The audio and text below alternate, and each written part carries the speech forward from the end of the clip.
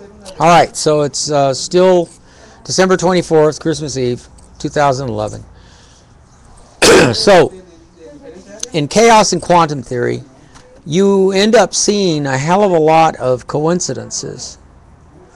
Like I said, you people, when you view my tapes, you really need to investigate. Put your mind in an investigative state of mind and go to those 5 different things on 5 websites. In the end, you'll find out that there's a lot of credence to what I'm telling you. A lot of questions will be in your mind. If Nostradamus was looking into a bowl of water, and water is alive and can interpret every language, then is it possible for us to look into the future?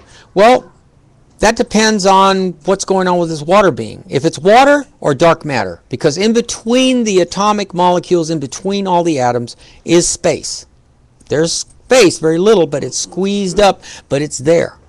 And that space is taken up by dark matter. Now, there may be some of you who will disagree with me, but until you freeze an atom, and no one has frozen an atom yet, any atom in the elemental scale that's possible to be frozen, and they're working on it. Sorry about that.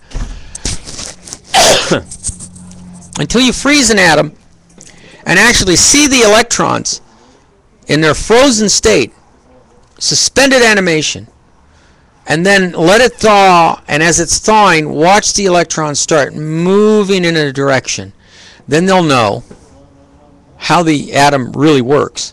And my guess is that's one of the greatest secrets in the universe, that once that is found out, I don't know, it could even spell calamity for all of us, because by freezing an atom, no one's ever reached absolute zero. If it is reached, then something very, very cataclysmic may happen across the whole universe, or it might be localized. But whatever happens, the playing field is open here for thought. Now, more coincidences. Explaining quantum physics and how atoms work in the human body. All of us have 100 trillion cells, and we are made of a handful of chemicals. Water being one of them, protein, sugars, amino acids. But we're composed of atoms, and all atoms have an atomic weight, and all atoms have a frequency modulation. This is why I say it's wrong to kill, because the next person that is killed might have brought us further into some new invention or discovery that would better our lives, like getting rid of these idiot politicians that are in office, because their frequency modulation is definitely off. It's been off for centuries, if not decades. There seems to be a frequency modulation in each human being. Maybe they could actually defend themselves by saying, well, we didn't know what we were doing. The devil, like Flip Wilson used to say, the devil made me do it. Well, no, it's not the devil. It's an anomaly that's been scamming the whole human existence since the dawn of time. It gets its jollies off watching us fight with each other, make love with each other, love, hate, all of the emotions, and all of the animals too, killing, eating each other. Every time they eat and convert energy, this being seems to get a charge out of it. Like in the Star Trek episode, the old Star Trek series with Captain Kirk and Spock, where the Day of the Dove, where this creature invades the Enterprise, and they kill each other throughout the whole Enterprise, the Klingons against the humans, and they go to the infirmary, and they are miraculously healed and repaired, ready for another battle. And this being feeds off of this energy. I'm not saying that there exists a being, that I'm convinced there exists a being, and I'm trying to convince you that I'm convinced, and I'm trying to convince you that there's a being. It's not God, it's not the devil, it's just this crappy jerk-off that's sitting inside of us that gets its damn jollies off of us going through all this pain and agony when there is an easier way. And if we do find a peaceful way, maybe this being is powerful enough to send an asteroid to the planet to watch us all die, like it watched the dinosaurs die 68 million years ago, 65 million years ago, just to get its jollies off watching all these creatures slowly die from starvation and everything. It must have really had a ball of a time during the Hiroshima blast, seeing all those people suffer, hurt. Every time we feel pain, it's getting its jollies.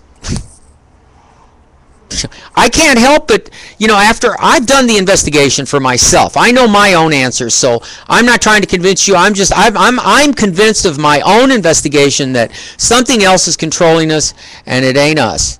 We're limited at how many decisions we make that are truly our own, that we think are our own.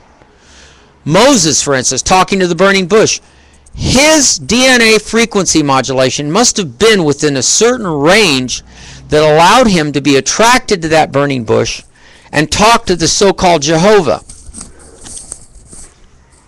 And one of my tapes, I mentioned that the parting of water, the Red Sea, wasn't the first time in the Bible. There's another parting of water that took place in ancient Egypt 4,000 years before Moses was born, during the time the pyramids were being built.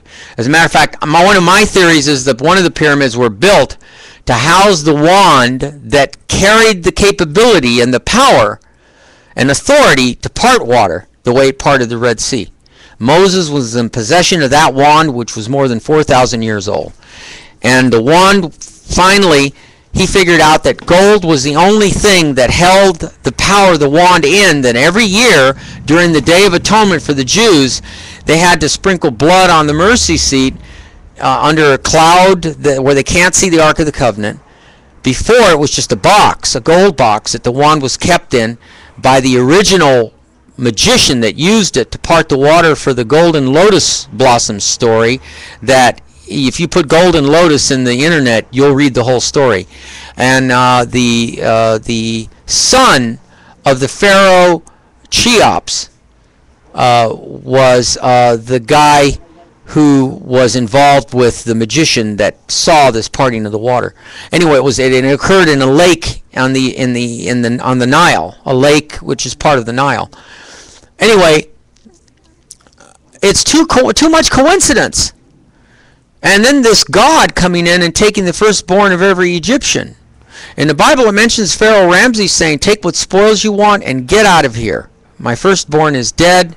I want you and your people, let your people go. Okay, fine, leave. Take what spoils you want." Moses was brought up an Egyptian, and he knew about this wand. He took it. He took it as a safeguard in case the Egyptians changed their mind. When the magicians came to Pharaoh and they told him that Moses had possession of the wand, I'm sure that's why the Pharaoh went after him, because they wanted the wand. They didn't care about the Hebrews and all that. Anyway, so this wand has this special power and capability. Maybe it was left here by some ancient UFO race, aliens. Who knows? The theories can go on forever. As a matter of fact, the government uses this to confuse people. They use disinformation to keep people on edge. Tom Clancy made a book called Red October. The CIA went to Tom Clancy, this was on the news media, and questioned him about Red October. They said, how did he know so much about secrets that have never been divulged to a handful of people that were involving all the stuff that he wrote about in the hunt for Red October? He mentioned secrets that nobody could know unless they'd eyes only seen those files. And here he was writing it. So how it made it on the news media, I'll never know. But see, if that's possible, then what possibility is it that any one of us or any number of us have come up with what's actually really going on in Area 51? We probably hit the story, hit the nail on the head right on. Many of us have, but we don't know because they're not going to verify it. So we can only guess. And the sad part about this is that it's ironic that this other being is inside of us, controlling a lot of it. I'm convinced of it. I don't expect you to be convinced of it, but if you go back, time to go? 5 minutes. Okay. So if you go back and look at all of these and put together the jigsaw puzzles all put together, you'll come up with one conclusion, and one conclusion only. There is something that is alive in our water, or in between the water, in dark matter. It isn't just one something. It could be a number of somethings, which explains why we have a 7,000-year history of war, and we can only account for less than 300 years of peace worldwide in bits and pieces. Now, sociologists will come and say, well, that's part of human nature. We'll just never get rid of the beast in us. I don't think so. Because how would you explain Christ? How would you explain Buddha? How would you explain Confucius? How would you explain all the great minds of us that popped up throughout all that wartime period? And one of them actually dying. How do you know Jesus Christ wasn't just a hologram projected here? That Jesus was a complete hologram. That the blood, everything that we saw, he was either a hologram projected by some alien race, or, as outlandish as it may sound, he was not just a hologram. He was he was an illusion. Remember the movie Star Trek, The Menagerie? Jeffrey Hunter is trapped on the planet Talos 4, which was the death penalty for anybody going there, because the Talosians had the ability of illusion so powerful that they could make you think you were anywhere. And if you saw the original Menagerie, the Star Trek, you'd go, whoa, what if that's possible? What if the Talosians actually existed? What if it was their name? What if the Talosians were involved in the Jesus Christ thing? That Jesus Christ was nothing but a mass illusion that existed there over that period of time to see if the human race would follow this peaceful path, which it didn't. As a matter of fact, they crucified the person that was trying to make the peaceful path, and that would explain him rising from the dead. That could have been an illusion too. I mean, none of us were there. It's all faith. That's why Christ kept saying faith, faith, faith is the only way.